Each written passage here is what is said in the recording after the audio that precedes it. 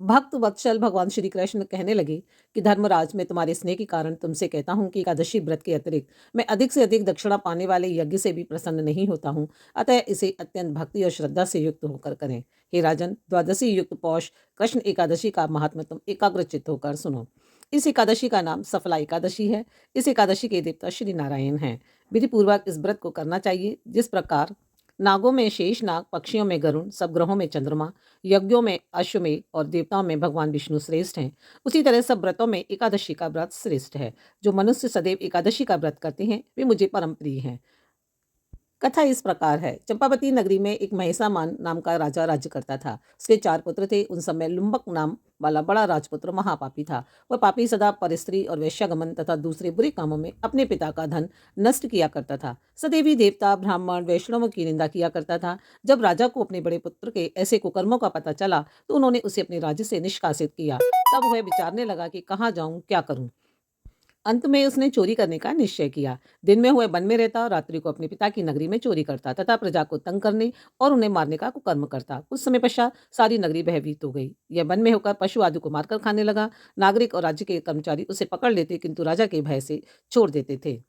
One में एक अति प्राचीन विशाल पीपल का वृक्ष था। लोग उसकी भगवान के समान पूजा करते थे। उसी वृक्ष के नीचे वह माँ बापी लुम्बक रहा करता था। इस वन के लोग देवताओं को क्रीड़ा स्थली मानते थे। कुछ समय पश्चात पौष कृष्ण पक्ष की 10वीं के दिन वह वस्त्रहीन होकर होने के कारण शीत के चलते सारी रात्रि सो नहीं सका। उसके हाथ पैर अकड़ गए। सूर्योदय होते होते वह मूर्छित हो गया और दूसरे दिन एकादशी को मध्याह्न के समय सूर्य की गर्मी पाकर उसकी मूर्छा दूर हुई।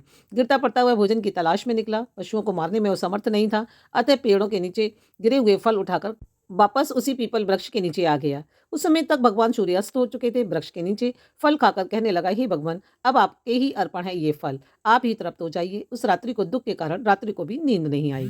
उसके उपवास और जागरण से भगवान अत्यंत प्रसन्न हुए। सारे पाप नष्ट हो गए। दूसरे दिन अति सुंदर घोड़ा वस्तुओं से सजा हुआ उसके सामने आकर खड़ा हो गया।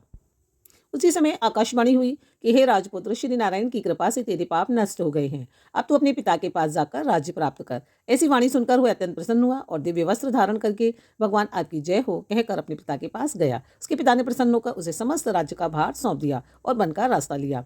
अब लुम्बक शास्त्रानुसार राज्य करने लगा। उसकी स्त्री, पुत्र आदि सारा कुटुंब भगवान नारायण का परम भक्त हो गया। वृद्ध होने पर वह भी अपने पुत्र को राज्य का भार सौंपकर वन में तपस्या करने चला गया और अंत समय में वैकुंठ को प्राप्त हुआ।